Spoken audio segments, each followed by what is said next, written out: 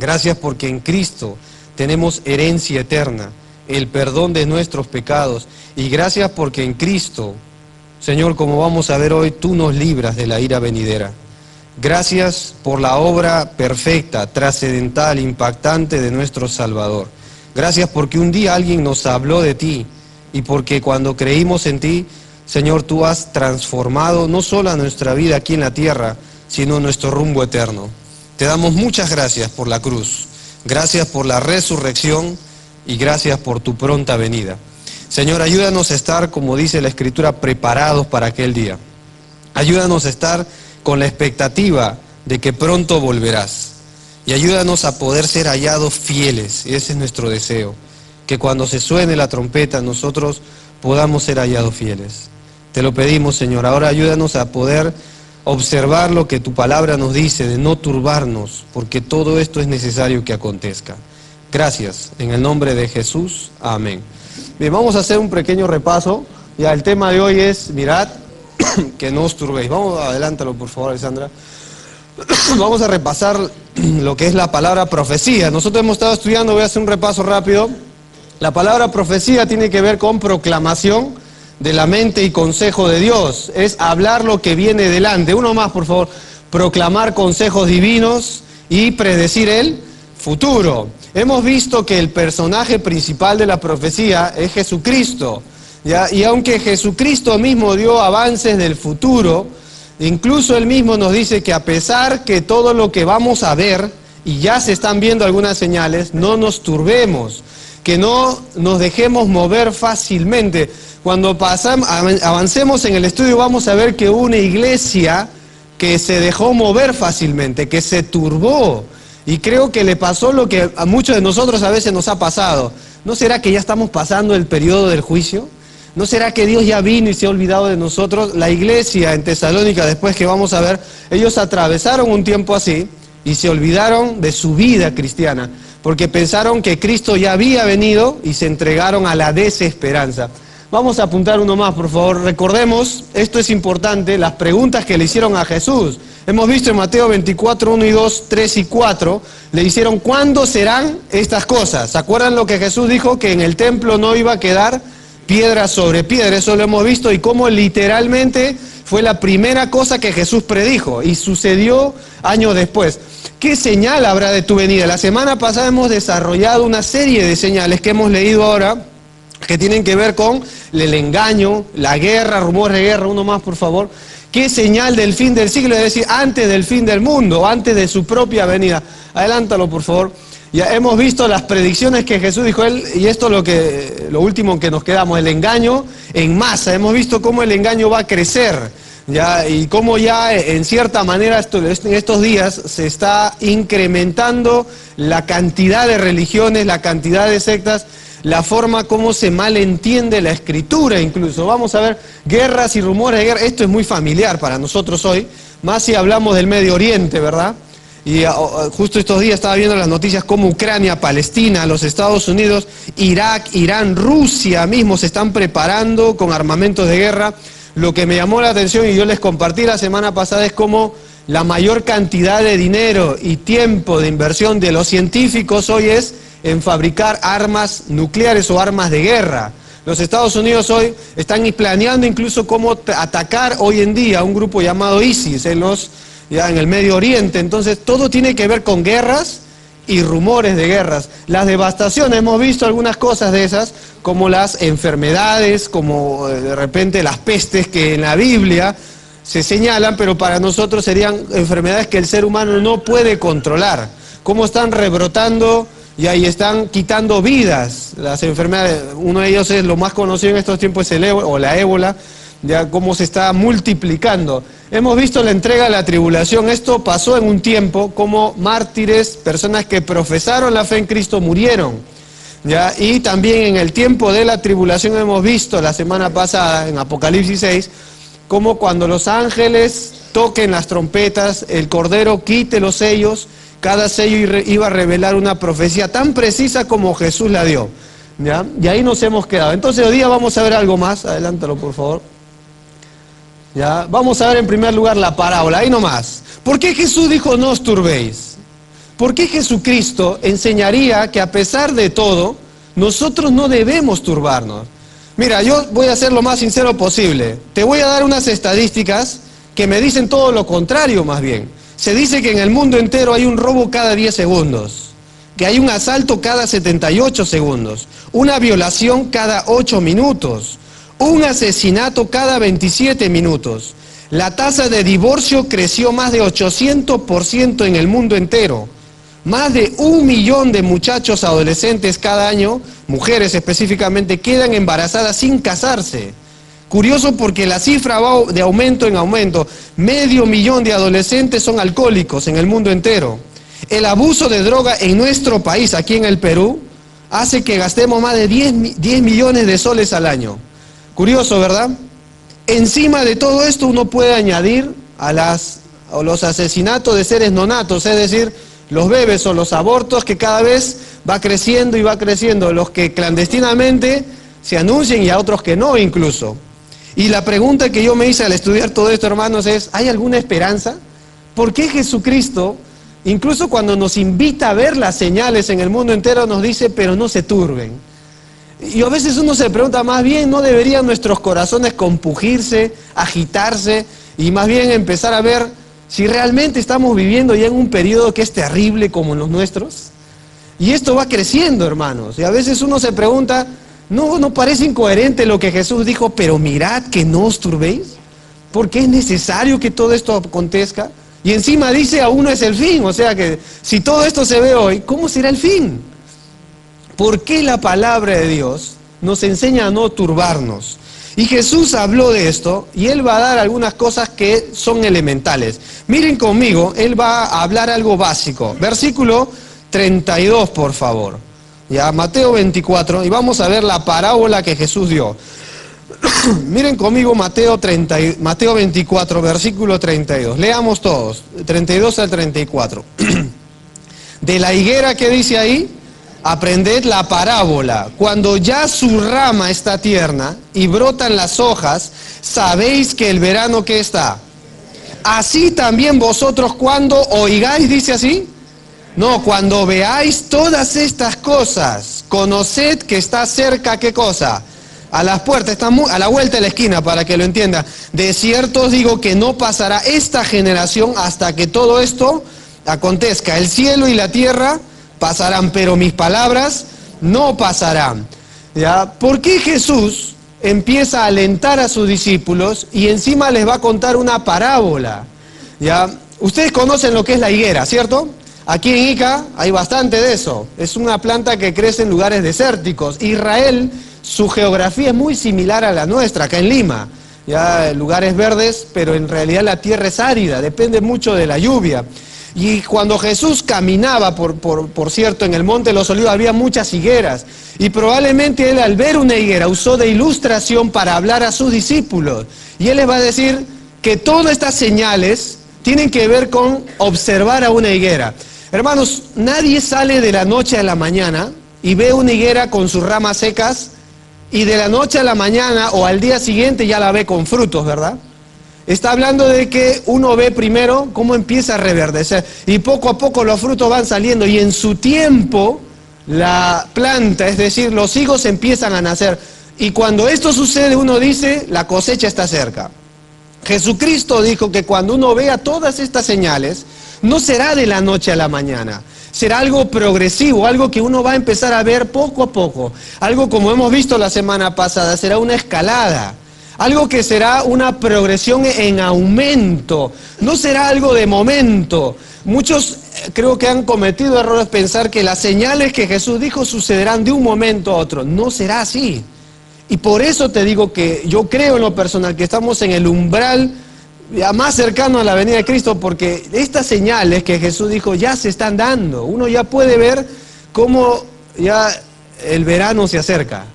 Jesús dijo que cuando una higuera empieza a dar frutos, los judíos decían, es que la higuera solo puede dar frutos cuando está cerca el verano, entre primavera y verano. Y Él dijo que cuando las señales se den es porque la venida de Cristo será inminente. Y será cada vez de aumento en aumento. ¿Ya? Y por eso dice cuando veáis. La expresión ver habla de son señales que todos nosotros observaremos y se incrementarán en el tiempo de la tribulación, como hemos estudiado. Pero en la Biblia no solo se da la señal de la higuera, sino que el apóstol Pablo toma lo que Jesús dijo. Miren conmigo el 24 versículo 8, por favor, vamos a leerlo. ¿Qué dice ahí? Y todo esto será, ¿qué dice ahí? Principio de dolores. Ahora, acá hay mujeres que han dado a luz, ¿ya? Y lo van a entender con claridad. Miren conmigo Primera de Tesalonicenses, por favor. Primera de Tesalonicenses. Pablo está hablando de la segunda venida de Cristo y él menciona con esta característica. Capítulo 5, por favor. Él va a dar ya la otra señal acá, o la otra ilustración, la otra parábola, con el incremento gradual de las señales. Miren el capítulo 5 de Primera de Tesalonicenses, versículo 1 al 3. Vamos a ver, leamos, dice así: pero acerca de los tiempos y de las ocasiones, no tenéis necesidad, hermanos, que yo ¿qué? ¿Por qué? Vamos a leerlo. Porque vosotros sabéis perfectamente que el día del Señor vendrá como, así como ladrón en la noche. Ahora mira la característica que da Pablo, versículo 3. Y cuando digan paz y seguridad, entonces vendrá sobre ellos ¿qué cosa? Destrucción, ¿qué dice ahí? Ahora lean todo la última parte. Como los dolores a la mujer ¿en qué? Y no escaparán. Vuelvan a leer esa parte. Como los dolores a la mujer, ¿qué dice ahí? Entonces el apóstol Pablo no solo toma lo que Jesús dijo, sino que va a aumentar, ¿ya? Y va a agregar algo más, y va a especificar lo que Jesús dijo, los dolores de parto. Y acá estoy hablando con mujeres que han dado a luz. Y cuando empiezan los dolores del alumbramiento en una mujer, ya hay que explicar esto. Esto funciona de esta manera, es porque un bebé va a nacer, ¿cierto? Entonces la mujer tiene la panza grande.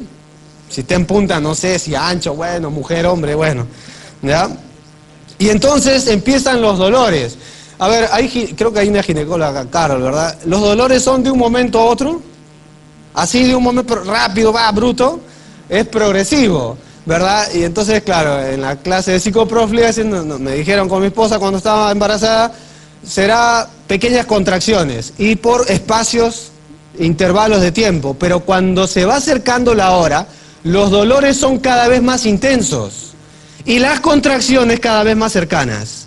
Y llega a tal punto donde cuando las contracciones y los dolores van llegando a un punto común, donde el doctor en este caso dice, ya es tiempo, van a nacer, y el mocoso sale, ¿no? Entonces nace el bebé y mientras que la mujer está sufriendo ahí, busca al marido, no para bendecirle, sino para echarle toda la culpa, ¿no?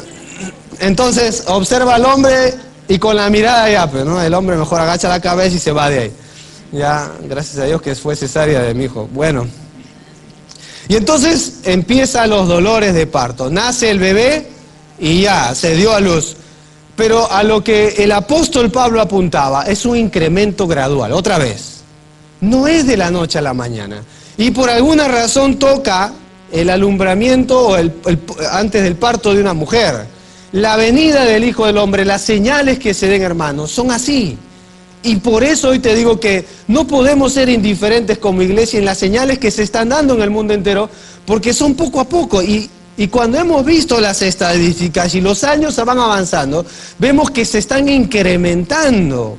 Vemos que las cosas que estamos observando van de aumento en aumento y van creciendo y poco a poco van alertándonos tanto de que nos hacen ver, uy, ¿no será que la venida de Cristo está cerca ya? Por supuesto que sí. ¿No será que todas estas cosas nos dicen que el Señor está muy pronto a venir?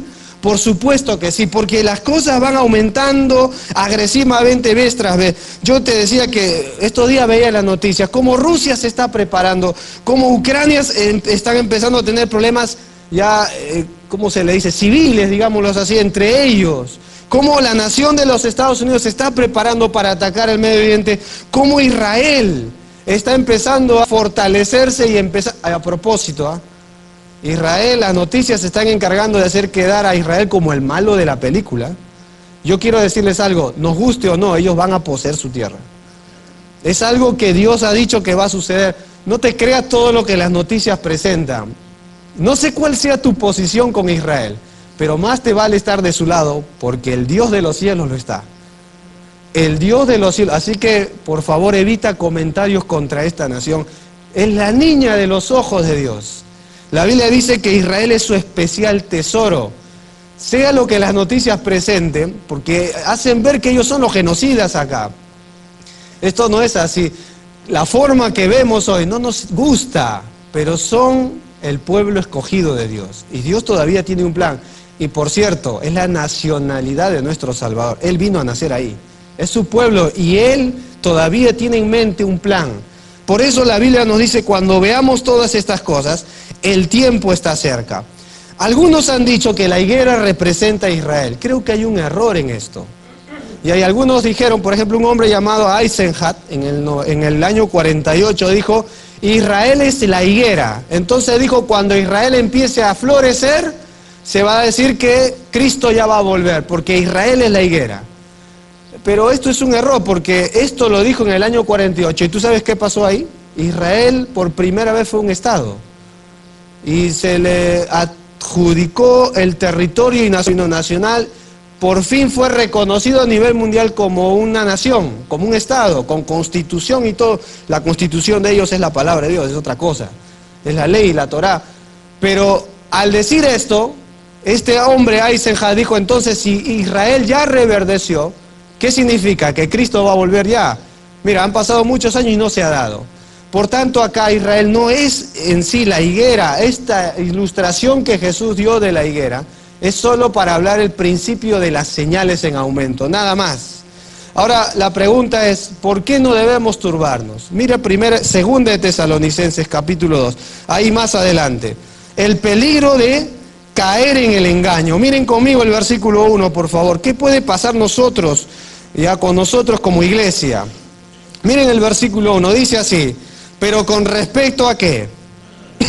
De nuestro Señor Jesucristo y nuestra reunión con Él, os rogamos, hermanos, que no os dejéis, ¿qué cosa? Fácilmente ¿de qué? Ni os, ahí aparece la palabra turbar, pero de otra manera. ¿Cómo dice ahí? Ni os conturbéis ni por espíritu, ni por palabra, ni por carta, como si fuera nuestra, en el sentido de ¿qué? Muy bien, hasta ahí nomás. Vamos a explicar esto. ¿Por qué esta iglesia fue engañada? Bien, algunos se habían metido en la iglesia, no sabemos quiénes son, en la iglesia de Tesalónica, hermanos, y empezaron a usar hasta la firma de Pablo, y empezaron a mandar cartas con el nombre del apóstol Pablo diciendo Cristo ya vino.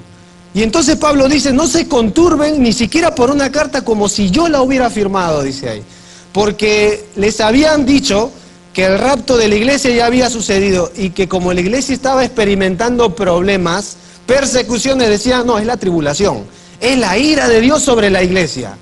Y entonces Pablo va a escribir por segunda vez a esta carta y les va a aclarar que eso no es así.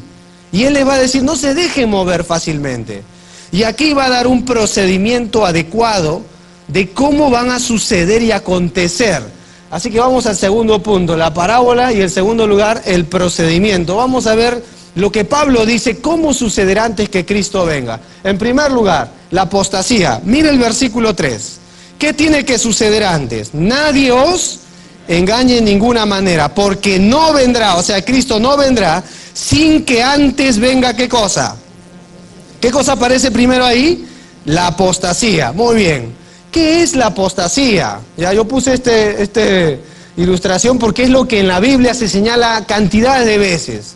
La apostasía, Jesús predijo de que tenemos que cuidarnos de ovejas o lobos que vienen disfrazados de ovejas. La apostasía es una característica que ha estado siempre en las iglesias. Gente que se introduce con otras enseñanzas. Gente que va cambiando la verdad de Dios. Gente que va empezando a enseñar incluso con la Biblia, para tratar de empezar a engañar el oído de los creyentes y desviarlos de la verdad, quitarles la esperanza. Y esto Pablo dijo que antes de que Cristo venga, se vislumbre en su segunda venida, es necesario que primero, ¿qué suceda? La apostasía. Ahora, vamos a aclarar algo. La apostasía no es solo lo que se ve en el mundo afuera. Muchos dicen, no, ya estamos en apostasía, mira todo lo que se ve afuera. Hermanos, cuando uno habla de apostasía desde el Antiguo al Nuevo Testamento, tiene que ver dentro de la iglesia. Es verdad que se habla afuera, pero tiene que ver con la palabra apostasía. ¿Tú sabes el significado original? Tanto en el Nuevo como en el Antiguo Testamento, la palabra es adulterio. Es decir, que cuando alguien cree en Jesucristo, se casa, por así decirlo, con Dios, entra en un pacto con Dios y luego él es infiel a Dios. En la Biblia, la apostasía literalmente significa rebelión, revuelta o abandonar la fe. Y la Biblia nos dice que esto sucederá en cantidad. Porque hemos visto en Mateo 24, dice, vendrán muchos en mi nombre, ¿y a cuántos engañarán? A muchos. Y el apóstol Pablo, para explicar esto, citó muchas cartas de la apostasía. Hermano, ignorar la apostasía sería un error garrafal. Te voy a decir por qué. Porque todas las cartas del Nuevo Testamento, todas hablan de la apostasía. Todas. Toditas, toditas. Parecería insensato ignorar este tema.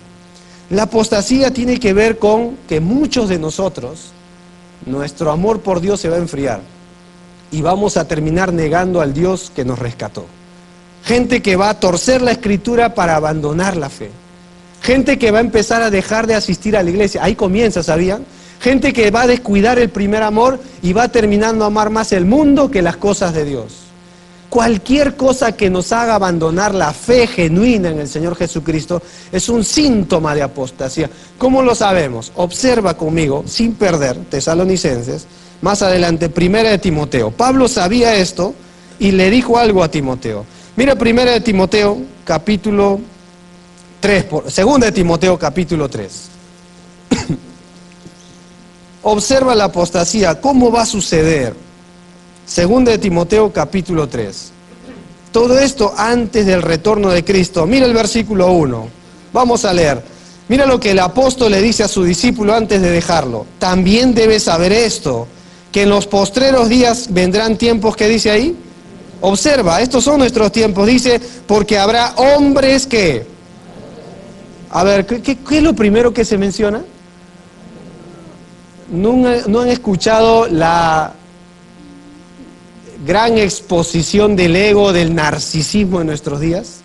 O del famoso hedonismo, donde el yo es más importante que otros. Donde el yo es más importante que Dios. Mira, me llamó mucho la atención porque unos psicólogos hicieron una encuesta a niños. Y lo que me impactó fue que les preguntaron a ellos cuáles eran sus héroes. Y en lugar de decir Batman, Superman, Spider, ¿sabes lo que dijeron la mayoría de ellos? Yo mismo. Se sorprendieron de ver que la mayoría de ellos daban a entender que el mayor héroe para ellos eran ellos mismos. Hombres amadores, decimos, estamos hablando de niños, ¿eh? ¿Entienden? Cómo el mundo ha proliferado de tal forma que hace ver que el ser humano es mucho más importante que Dios. ¿Te suena familiar el humanismo? ¿Sabes lo que significa esto? Es la máxima expresión del hombre, pero sin Dios. No necesita el hombre a Dios. Y esto está creciendo de tal forma que hoy hay incluso centros educativos humanistas. Y presentan a Jesús como un gran humanista incluso. Sus caras, sus mensajes, pero no pasa de eso. El hombre no es independiente de Dios. Hombres amadores de sí mismos. Mira la otra característica de la apostasía. ¿Cómo más serán? Ávaros. ¿Tú sabes por qué la gente mata hoy? Por dinero, pues. ¿Por qué crees que los crímenes se dan en nuestra sociedad hoy?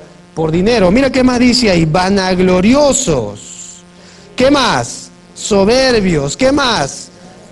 ¿Qué más? Ajá, padres, observemos. Desobedientes a los ingratos, impíos. ¿Qué? ¿La desobediencia de un niño es una profecía? ¿Qué crees tú? Sí. Y claro, hoy hay terapias y todo eso, pero es profético. ¿Por qué crees que hay tanto incremento? Yo te digo, tengo un hijo y yo lo observo. ¿De dónde entra ese espíritu? Un espíritu rebelde parece que hay hoy en todo. Y uno dice, no, lo que pasa es que es la tele... Hermanos, es una profecía que la Biblia nos enseña. Que lo único que puede cambiar esto en un niño es la conversión en el Salvador. No hay otra forma. ¿Entiende? Son profecías que Jesús dice que va a suceder, no es una alternativa. Y esto tiene que ver con apostasía. Miren el versículo 3. ¿Cómo serán los hombres sin afecto qué?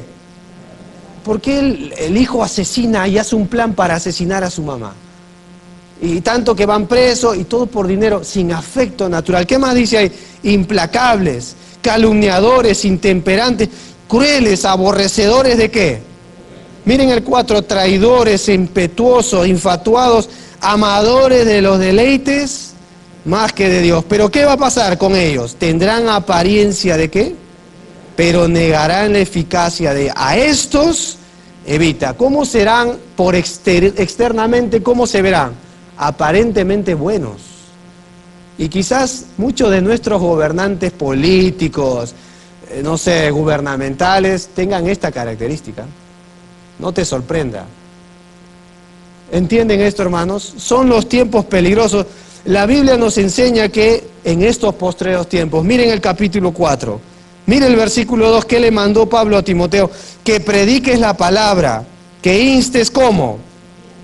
Fuera de tiempo, redarguye, reprende, exhorta con toda paciencia y doctrina. Ahora mira la razón, versículo 3, porque vendrá tiempo cuando ¿qué? Sino que teniendo comezón de oír se amontonarán, ¿qué dice ahí? ¿Conforme a qué? Y apartarán de la verdad el oído y se volverán, ¿a qué dice ahí? ¿A qué cosas se volverán? No, el universo fue creado por una explosión, por ejemplo. ¿No suena a fábula todo esto? No, lo que pasa es que hay un limbo, un lugar intermedio donde el hombre se puede purificar, el purgatorio. ¿No te suena familiar? Y donde están las bestias y todo eso. Y entonces el hombre va inventando fábulas. Estos días que he visto con el calentamiento del sol, esta tormenta de calor, el mundo está asustado porque dice, no, el fin del mundo, y entonces le echan la culpa a los ovnis. Curioso, ¿verdad? Es curioso que hasta se hacen documentales. Hoy la actividad paranormal, que lo llaman los estadistas o los sociólogos, es curioso, pero ha aumentado. La mayoría de programas tiene que ver con el ocultismo hoy en día. Los tiempos peligrosos. Y el apóstol Pablo dijo, volvamos a Tesalonicenses, por favor, que la venida de Cristo no se dará sin que antes, ¿qué cosa venga? La apostasía. La apostasía, hermanos. Debemos entender algo. La apostasía ya se está dando, pero está aumentando vez tras vez. Y te voy a decir por qué. Creo que la religión nunca fue tan popular como en nuestros tiempos. Es impresionante la cantidad de iglesias que nacen. Es más, muchas iglesias conservadoras que en la antigüedad predicaban la palabra de Dios, hablaban de la venida de Cristo, se mantenían en una vida pura e intacta, hoy en día ya no creen en esto. Muchas iglesias no creen ni en el Espíritu Santo, ¿sabías eso? Muchas iglesias hoy ya no hablan de la Biblia como la verdad absoluta y total de Dios. Muchas iglesias ya ni siquiera creen en la existencia del diablo. ¿Sabías eso? Porque dicen que hablar del diablo es cosa negativa, hay que hablar cosas positivas. Muchas iglesias son evolucionistas, ¿sabías eso? Es más, los curas, los sacerdotes de nuestros tiempos ya han declarado que la Iglesia Católica Universal está de acuerdo con la evolución. Es curioso que el Papa en estos días recasó a personas divorciadas. No sé si ha visto las noticias. La apostasía. En un principio parece que hablaban de la verdad y hoy es todo lo contrario. Van negando la fe. Y uno se pregunta, incluso cuando hay hermanos que se mudan a otro lugar y dicen, hermano, ¿hay una iglesia que me puedas recomendar?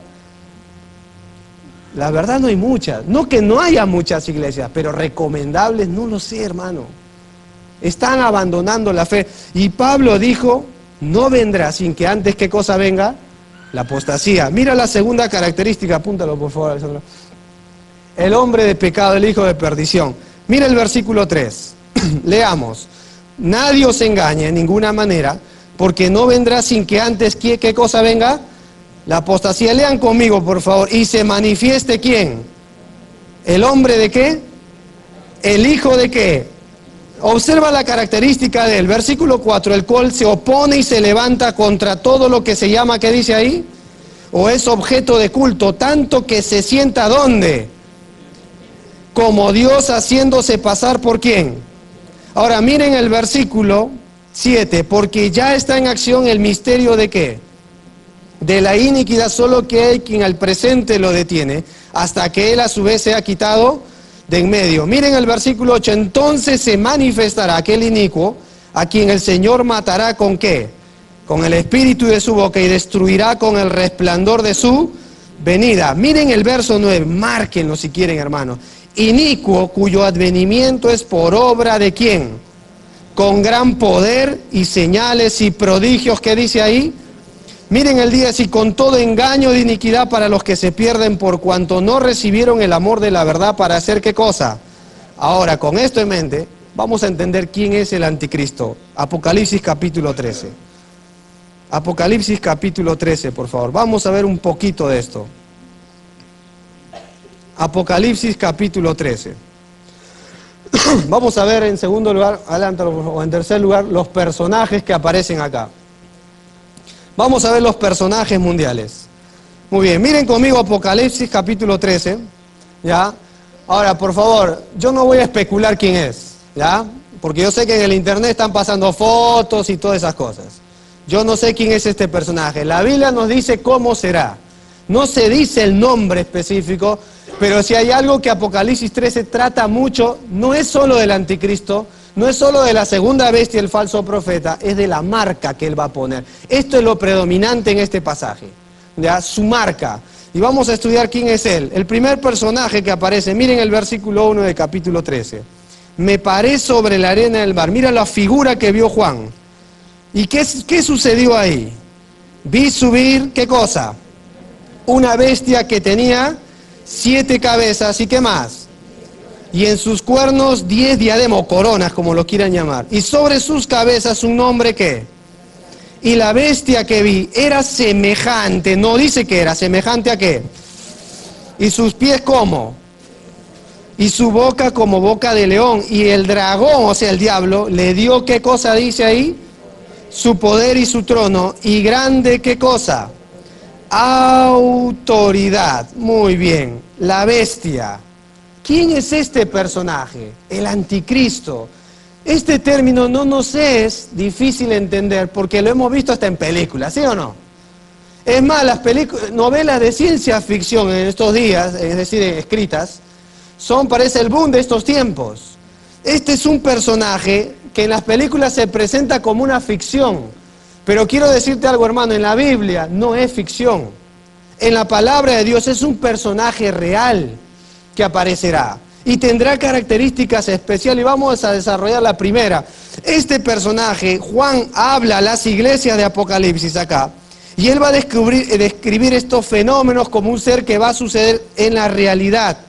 Y vamos a ver en primer lugar quién va a motivar a que aparezca este hombre. Miren el versículo 4, lee por favor conmigo, ¿qué dice ahí?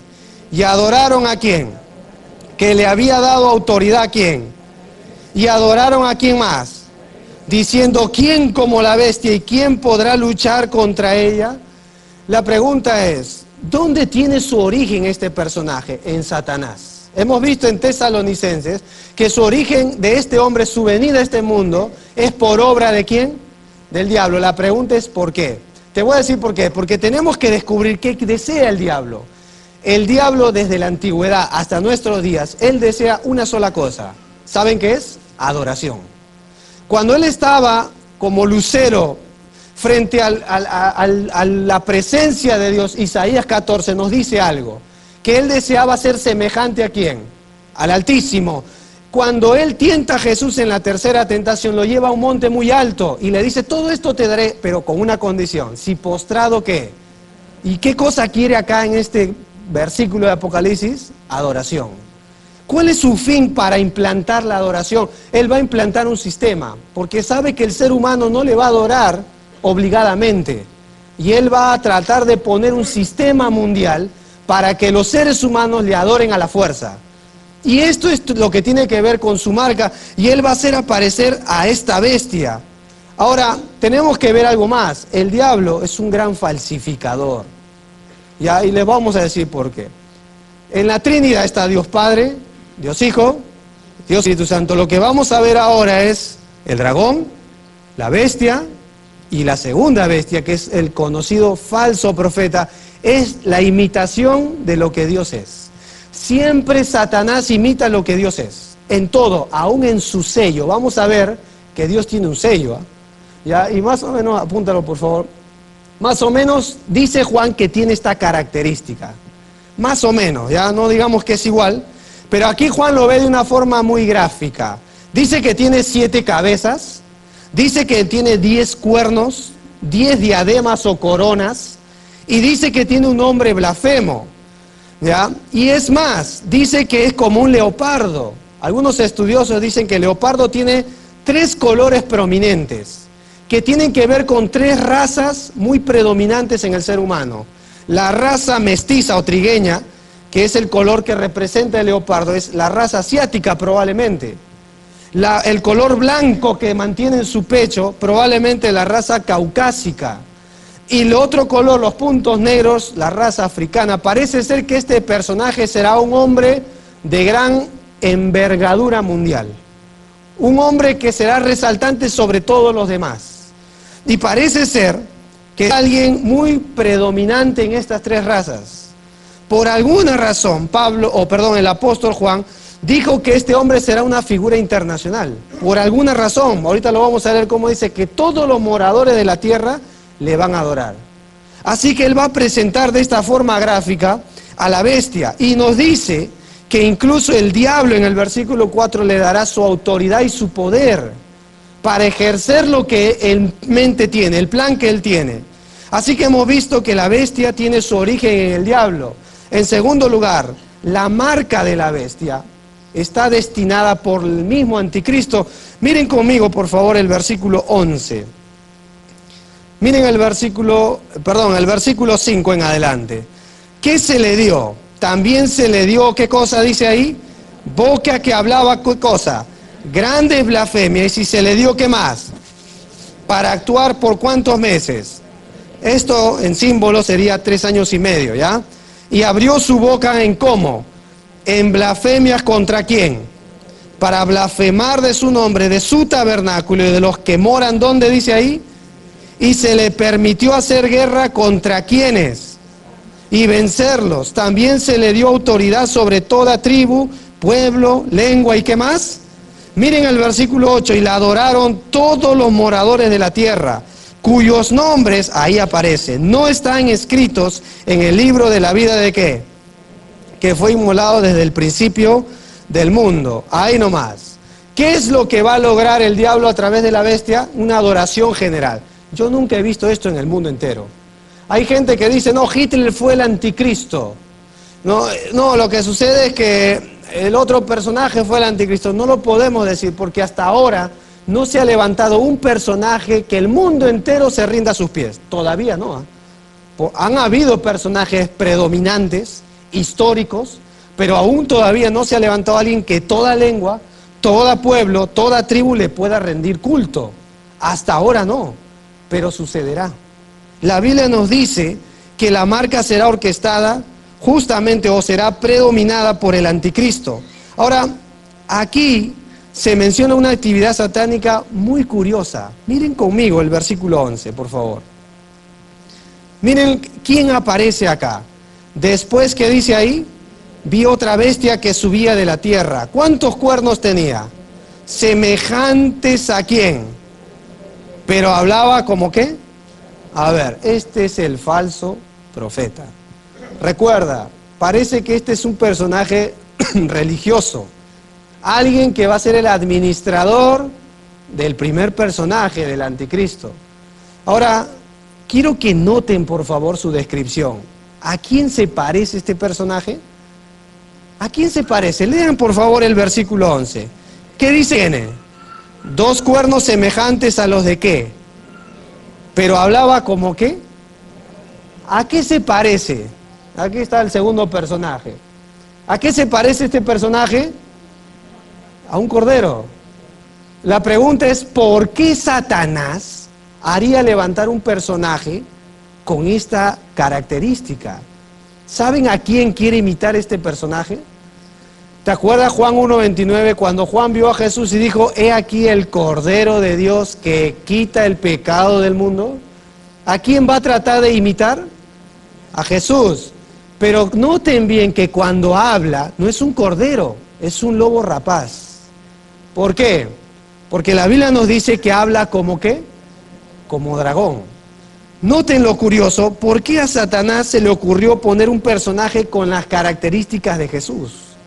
La bestia, el falso profeta, pero hay algo más, no solo su descripción, miren sus obras del falso profeta. Miren el versículo 12. ¿Qué hará? Y ejerce ¿qué? Toda autoridad de la primera bestia en presencia y de ella. Dice, y hace que la tierra y moradores de ella, ¿qué hacen? A la primera bestia cuya herida mortal, ¿qué dice ahí? Hermanos, ¿saben la obra de quién va a imitar acá? La del Espíritu Santo. Le voy a decir por qué. Porque el Espíritu Santo toma de Jesús y glorifica al Hijo y al Padre. ¿Cuál será la obra predominante del falso profeta? Que la gente glorifique ¿a quién? Al aparente Hijo, al anticristo. La palabra anticristo en la Biblia no simplemente es contra Cristo, es en lugar de Jesús. Será alguien que se haga pasar por Jesús. Tendrá características similares a Jesucristo. Ahora, tiene algo más. Miren el versículo 13. También hace ¿qué? De tal manera que aún hace, ¿qué dice ahí? A la tierra delante de ¿quiénes? Ahora, a Satanás no se le ocurrió imitar algo más preciso. Ahora uno se pregunta, ¿por qué haría descender fuego del cielo? En el Antiguo Testamento solo hubo un personaje que logró hacer esto. ¿Se acuerdan quién es?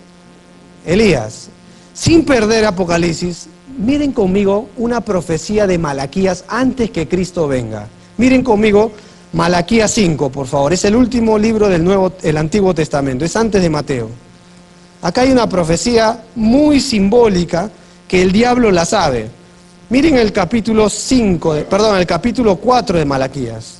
No tiene 5 capítulos. Miren el capítulo 4, versículo 5. Observen lo que hará. Capítulo 4 de Malaquías. Vamos a leerlo todos. Miren el versículo 5. ¿Qué dice ahí? He aquí, yo os envío el profeta que dice ahí. ¿Quién lo va a enviar? Dios. ¿Antes de qué? Grande y terrible. ¿Qué personaje aparecerá antes que venga Dios? Antes que venga Jesús en su segunda venida. Elías. A ver, si entendemos esto. ¿Qué hace el falso profeta? Hace descender, ¿qué cosa? Fuego del cielo. ¿Saben lo que hará este hombre, no? Hará descender fuego del cielo. Los personajes del mundo entero lo mirarán y dirán, este es el Elías. O sea que el que viene después de él, ¿quién es? Es Cristo. Adoren al anticristo. Este es Jesús. ¿Se dan cuenta? Va a engañar al mundo entero y dirá, yo soy Elías, ¿ah? Yo soy el Elías que Malaquías dice. Acá está, miren el fuego. Adoren al anticristo. ¿Observan la imitación de Satanás? Por alguna razón hará descender fuego del cielo. Ahora uno se pregunta, hermano Brian, ¿Satanás puede hacer esto? ¿Puede hacer maravillas? Te voy a decir algo que como iglesia a veces hacemos, subestimamos al diablo. El diablo no necesita mucho artificio para engañarnos, hermanos. Pablo dijo, temo que como la serpiente con su astucia engañó a Eva, nuestros sentidos sean engañados y extraviados de la sincera fidelidad a Cristo. El diablo no necesita mucho para engañarnos. Es un personaje muy impresionante en la Biblia. Se disfraza, dice Pablo, como ángel de luz. Se hace pasar por Dios, se hará pasar por Jesús, se hará pasar por el Elías. ¿Te has dado cuenta la falsificación que él hace tan precisa? Por eso es importante no turbarnos y observar la palabra de Dios. Volvamos a Apocalipsis 13. Ahora llegamos al punto común, su marca. Miren conmigo, avancemos por favor. Tenemos que ir terminando ya. Miren conmigo, Apocalipsis capítulo 13. Miren en qué consiste la marca. Miren el versículo un ratito 14 en adelante, su engaño. Leamos, dice, ¿y engaña a quiénes? Con las señales que se le ha permitido hacer en presencia de la bestia, mandando a los moradores de la tierra que le hagan, ¿qué va a hacer? a la bestia que tiene herida de espada. ¿Y qué más dice ahí? A ver, ¿qué tendrá la bestia? ¿Una herida de qué? Pero vivirá. ¿Imitará la muerte y la resurrección de quién? Es curioso, ¿no? Miren qué más dice el 15. Y se le permitió infundir aliento a la imagen, a la bestia, para que la imagen hablase y hiciese matar a todo el que no la adorase. Y hacía que a todos, pequeños, grandes, ricos, pobres, libres, esclavos, se le pusiese una marca en la mano derecha, ¿o en dónde? Observa, ¿dónde estará la marca? ¿O en la mano derecha o en la frente? Ahora observa la marca, el versículo 17. Y que ninguno pudiese, ¿qué?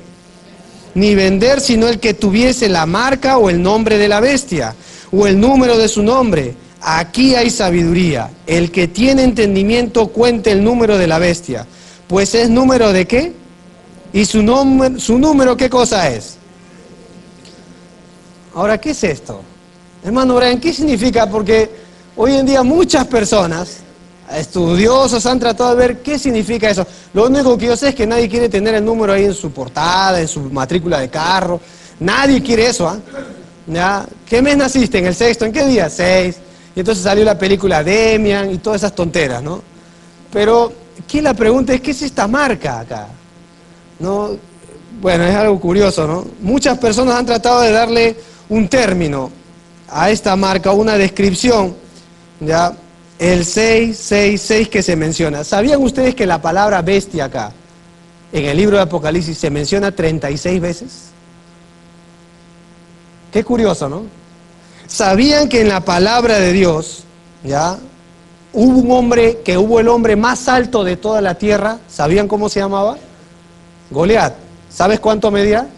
6 codos de altura. Curioso, ¿no? Es más, en la Biblia se nos dice que Goliat tenía una lanza que pesaba 600 ciclos. Es más, se nos dice en su armadura que tenía 6 piezas. Léelo en Samuel y vas a darte cuenta. Es más, el número 6 es el número en el día que el hombre fue creado. ¿Sabían eso? Y es más, Dios dijo que 6 días trabajarás y harás toda tu obra. ¿Y en el séptimo qué harás? Curioso, ¿no? Porque parece ser que es un símbolo de un ser humano.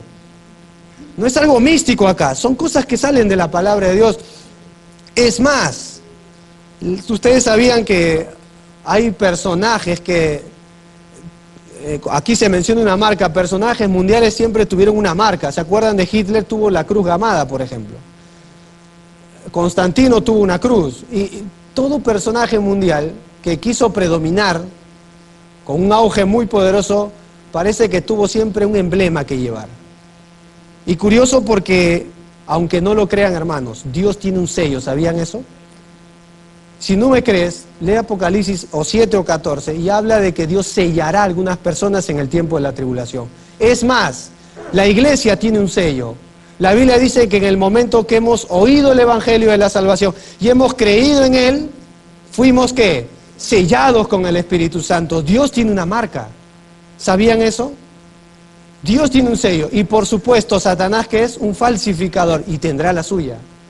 Pero esta marca consistirá en algo que tendrá que meterse en la mano o en la frente. Algo que será visible, con la cual sin esa marca nadie podrá vivir.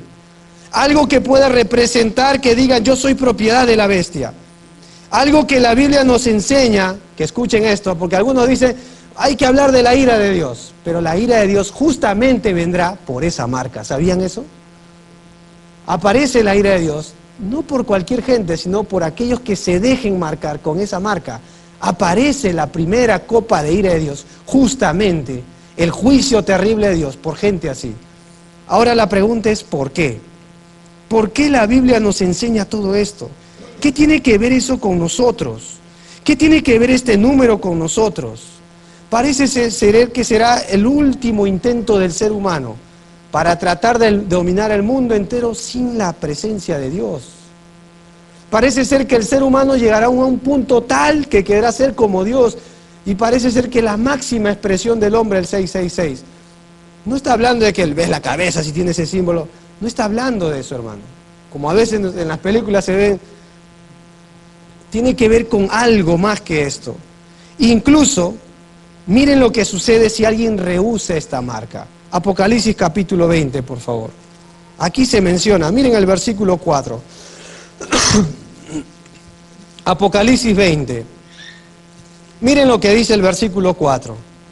Vamos a leer, dice, y vi qué cosa, tronos, y se sentaron sobre ellos los que recibieron facultad de juzgar, y vi almas de los que personas se mencionan ahí, decapitados por causa del testimonio de Jesús y por la palabra de Dios. ¿Y qué más dice ahí? Los que no habían adorado a la bestia ni a su imagen, y que no recibieron ¿qué? Ni en sus manos, y vivieron y reinaron con Cristo. ¿Cuántos años? 1000 años. ¿Sabe lo que pasará en el periodo de la tribulación cuando gente no se deje marcar? Los van a decapitar. A ver, yo quiero que un ratito pienses en ese momento. Mucha gente que morirá por causa de Cristo y no se deje marcar, ¿sabe lo que pensarán? Que están haciendo lo incorrecto. Mira, por causa de Dios, mira cómo los matan. Gente pensará que está haciendo lo incorrecto, pero aquí vemos que el resultado no será así. Dios los hará reinar. Es más, los que se dejen marcar pensarán que hacen lo correcto, porque podrán comprar y vender. Los que somos padres, ¿tú te imaginas en ese periodo gente que son padres que no podrán dar de comer a sus hijos? Gente que no podrá darle un futuro esplendoroso a sus hijos si no se dejan marcar primero. ¿Te puedes imaginar el padre con su esposa? Creo que estamos tomando la mejor decisión. Total, todos lo van a hacer. ¿Te puedes imaginar ser sellado por esto? Pero esto trae una consecuencia terrible. Miren conmigo, Apocalipsis, más adelante, por favor. Miren el capítulo 19. O atrás, retrocedamos un capítulo. Miren el versículo 19 al 21. Observa lo que dice ahí. ¿Qué dice ahí? Y la bestia fue ¿qué cosa? Perdón, el versículo 19. Y vi a la bestia y a los reyes de la tierra, a sus ejércitos reunidos para guerrear contra el que montaba el caballo y contra su ejército. Y la bestia, ¿qué dice ahí? Y con ella, ¿quién más? Que había hecho delante de ella señales con las cuales había engañado a los que recibieron, ¿qué?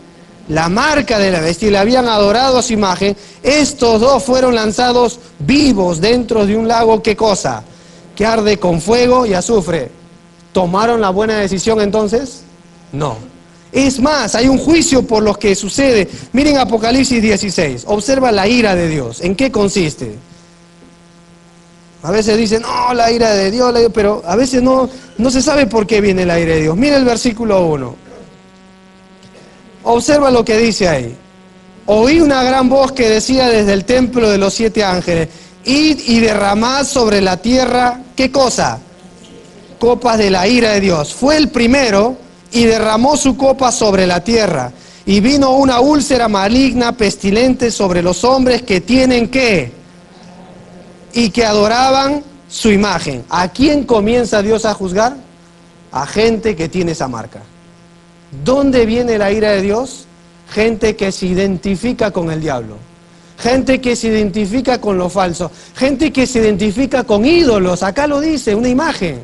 Gente que se identifica con este personaje mundial y Dios traerá juicio sobre estas personas. Ahora, ¿qué tiene que ver eso con la iglesia? En el Antiguo Testamento hubo un momento así, trascendente, donde se tenían que matar personas si no adoraban una imagen. ¿Te acuerdas quién era? Sadrach, Mesac. Y entonces el gobernante mundial, Nabucodonosor, que tenía todos los reinos de la tierra, les dijo, si no se postran y adoran la imagen que levanté, que tenía 60 codos de altura, 6 codos de anchura y tenía 6 clases de instrumentos musicales, por alguna razón que no es coincidencia, serán echados al horno de fuego que arde con incluso 7 veces más. ¿Y se acuerdan qué hicieron estos 3, no? Tocaron los 6 instrumentos musicales y toda la gente que estaba ahí se postró ante esta estatua de 60 codos por 6, todos menos 3. Pero ¿qué hizo Nabucodonosor cuando rehusaron adorar esta imagen? Los tiró al horno. ¿Qué hará el anticristo a los que rehusan adorar a la bestia y a su imagen? Los decapitará. No es coincidencia la palabra de Dios. Nunca lo es. Ruego a Dios que si un día Dios nos permite vivir así, nos dé ese valor. Todos se postraron, menos 3. Todos menos 3 fieles. ¿Y sabes quiénes eran? 3 muchachos, 3 mocosos, que dijeron, preferimos morir a que adorar. Mucha gente en la tribulación, ¿saben lo que dirán? Preferimos morir antes que adorar. Parece una mala decisión, pero nosotros sabemos el fin. ¿Qué tiene que ver eso con nosotros hoy? Te voy a decir algo, hermanos.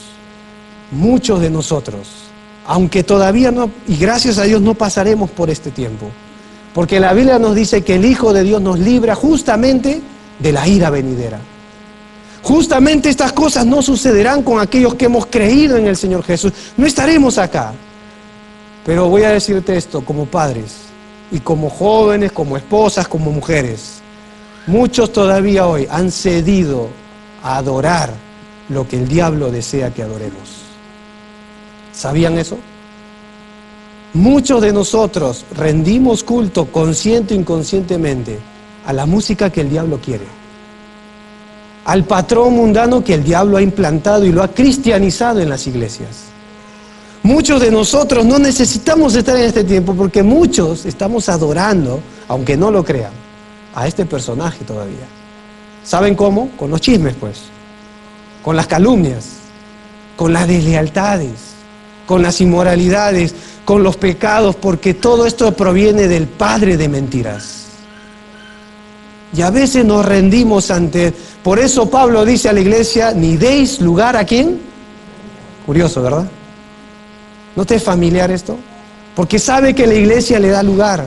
Y si no me crees, lee las últimas iglesias de Apocalipsis. El diablo estaba dentro. Y Cristo tocando la puerta de su iglesia para ver quién le deja entrar. Cambiaron a Dios por el diablo.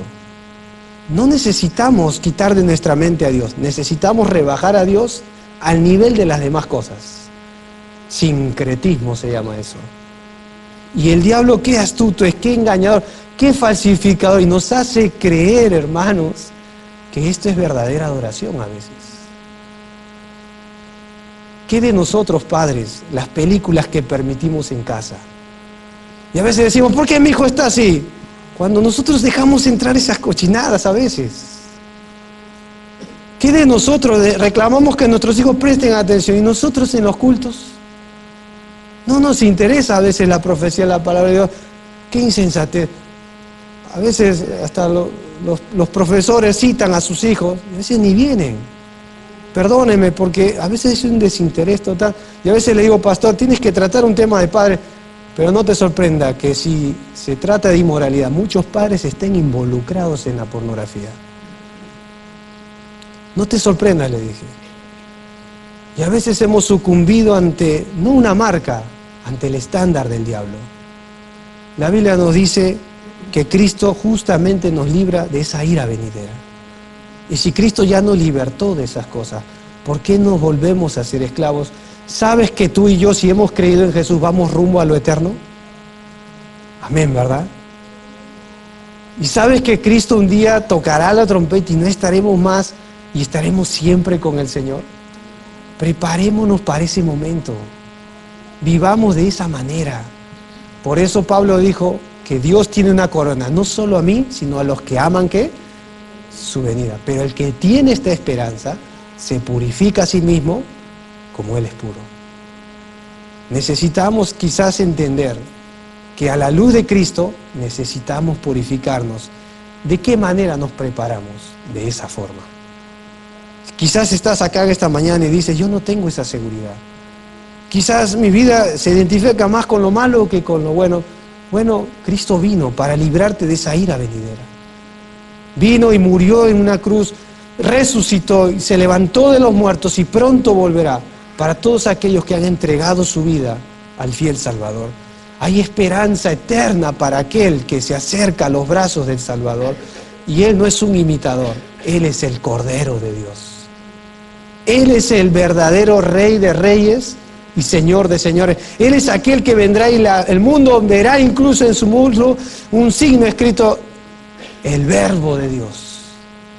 Él es el Dios único y verdadero a quien de la iglesia se supone debe adorar porque es la cabeza de la iglesia y, por cierto, de todo principado. Él es la preeminencia del cuerpo de Cristo. ¿Por qué en esta mañana no hacemos un pacto con Dios genuino? Hace poco le dije a un joven, le tuve que decir eso: decide hoy, o Dios o tu vida. Decide hoy, o Dios o tu mala relación. Decide hoy, o Dios o el mundo. Decide hoy, o Dios y el sello de Dios y la vivencia en ese sello del Espíritu de Dios, o las cosas de este mundo. Vamos a orar.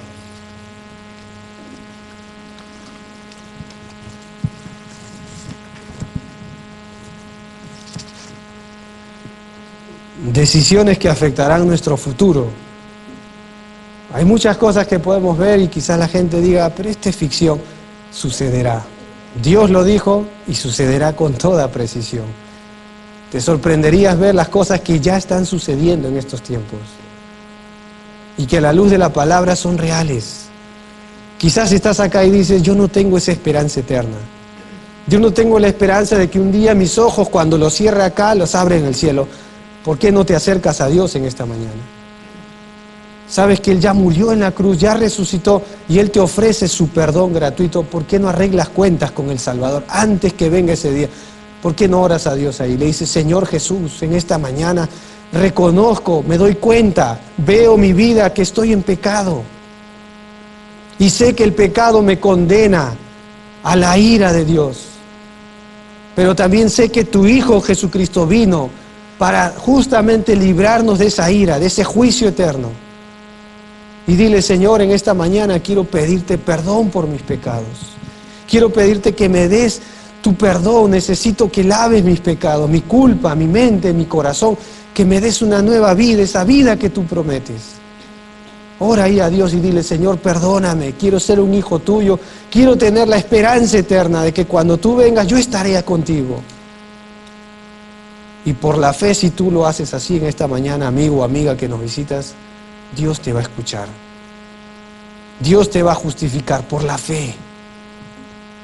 Tienes que renunciar tu vida de pecado. Y ven a Cristo en esta mañana. Acércate al Salvador. El Señor puede darte el perdón que solo Él puede darte y tú necesitas. Tu alma está en juego, ¿sabías? Tu futuro está en juego. Ven al Salvador en esta mañana. Y así con los rostros inclinados, y alguien dice quizás, hermano Brian, ora por mí. Yo en esta mañana quiero venir a la cruz para el perdón de mis pecados. ¿Hay alguien así? Levanta tu mano y baja. Gracias a Dios, gracias a Dios. Sí, gracias a Dios. ¿Alguien más? Hermano Brian, ora por mí. Hoy decido ponerme del lado del Salvador. Quiero tener mi alma eterna segura en las manos de Jesús. ¿Alguien más? ¿Alguien más arregla cuentas con Dios? Sí, gracias a Dios. Alguien más dice, hermano, sí, ora por mí. Yo quiero en esta mañana el perdón de mis pecados. Yo necesito de Cristo. Veo que Cristo me puede dar la esperanza que hoy no vivo. ¿Alguien más? Sí, gracias a Dios. ¿Y qué de nosotros, iglesia? Decide hoy. Hoy, ya no posterguemos. Hoy decidamos. O Dios o el diablo. No hay otra forma. Señor, te alabamos en esta mañana. Porque tu plan es tan perfecto y hay cosas que a veces no podemos entender, pero sabemos que son reales y las cumplirás. Gracias por Jesucristo, gracias por el Cordero de Dios, gracias porque, como dice la Escritura, sabemos que estamos en el verdadero Dios, en Jesucristo, que Él es la vida eterna. Gracias por ser tú nuestro gran amado Salvador.